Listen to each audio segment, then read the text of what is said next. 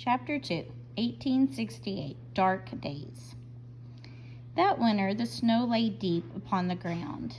Day after day, Mother and I stood idle in the paddock.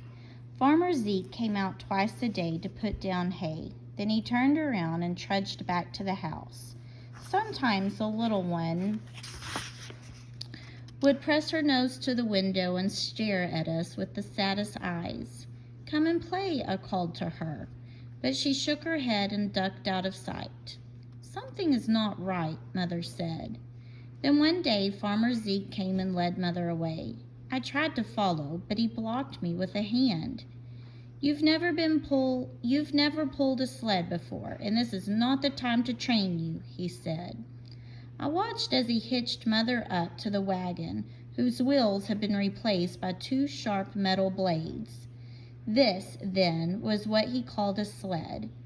He took a seat and lifted the reins. With a smooth whoosh of its blades, the sled disappeared over the rise.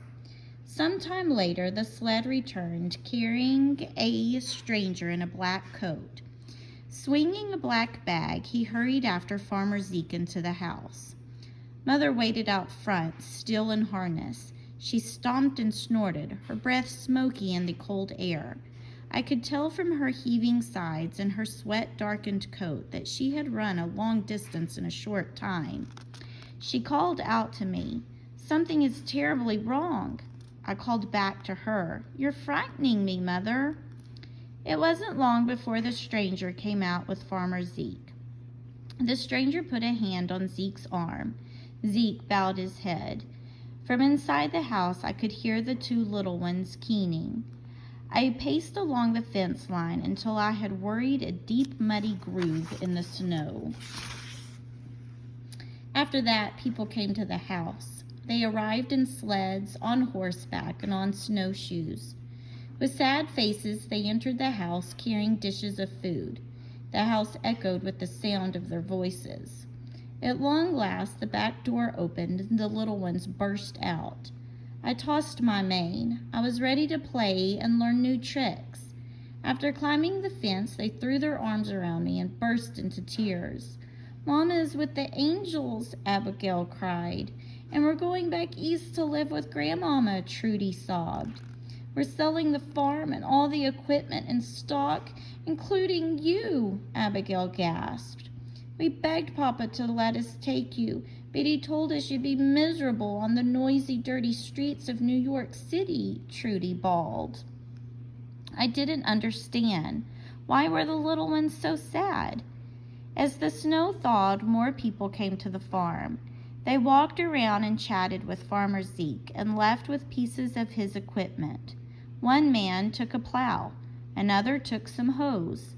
Yet another took Mother away, hitched to the back of his wagon. Now I was sad. I followed her along the fence line until I could go no farther, calling out, "Take me with you, Mother." "Farewell, Cinders," she called back. "Just be your good, sweet self, and everyone will love you." I moped in the paddock. Many people wanted to take me away. Finally, I was sold to Old Man Moeller for what Farmer Zeke called a tidy sum. The little ones stomped their feet. "How could you, Papa?" said Trudy. "Mr. Moeller is one of the hardest working farmers in these parts," said Farmer Zeke. "He's mean as spit, and everybody knows it," said Abigail. "He'll whip our darling Cinders," said Trudy.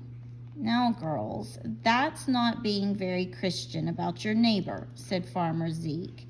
"He'll be mean to our doll baby," said Abigail. "Your doll baby is 15 hands high and will grow to be 17 hands, said Farmer Zeke. "I think she can take care of herself." That last day the girls clung to me and soaked my mane with their tears. They draped a garland of prairie flowers around my neck. Then I watched as they drove away in a wagon loaded up with all their worldly goods, except for me. Old Man Moeller worked his horse like he worked his land and his sons, hard and long and without mercy. In the early summer, I pulled the harrow so that the old man could get his seeds in. When the grass grew high, I dragged the mower to cut it. Later, I pulled the wagon through the fields and stood while the sons jumped out and bundled the grass into shocks and tossed them into the back.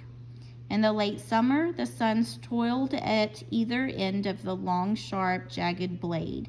They sawed down a whole forest of trees. "Timber!" they shouted as the trees came crashing down.